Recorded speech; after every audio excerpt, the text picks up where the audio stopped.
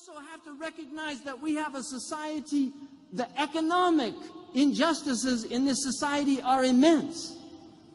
If people want to understand what happened in the Muslim world recently, you have to understand the collapse of the economic system in this country.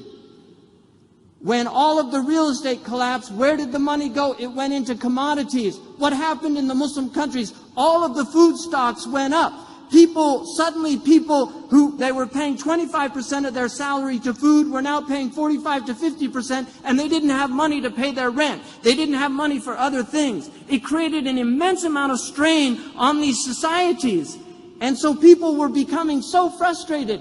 If we remember how it all started over an economic crisis in Tunis. Do people remember that? It started over a man who was trying to earn a livelihood by selling things. This is a crisis. We have an economic crisis. Nobody talks about the Greek meltdown. We have all these people attacking Turkey, but the reality of Turkey is Turkey has only recently paid off completely their IMF debt. Turkey is one of the only debt-free countries on this planet. And why isn't that in the news? Why is Erdogan being demonized as a tyrant when he has shown incredible fiscal responsibility for his country with immense growth? And now we're going to see constraints put on Turkey. You will see from outside. And Turkey is going to get hit economically. You'll see this in the future. Why? Because there are entities on this planet that do not want to see a successful Muslim model. And Turkey is an extraordinary country with a great people. They have proven that Muslims and seculars can live side by side. They have proven this.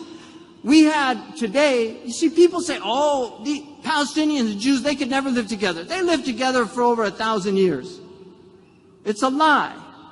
I was walking with my friends today, and I saw Rabbi Weiss, who came from New York. He had his little Palestinian scarf. He had the enormous hat, which I don't know what they call them. But when I saw him, I felt happy.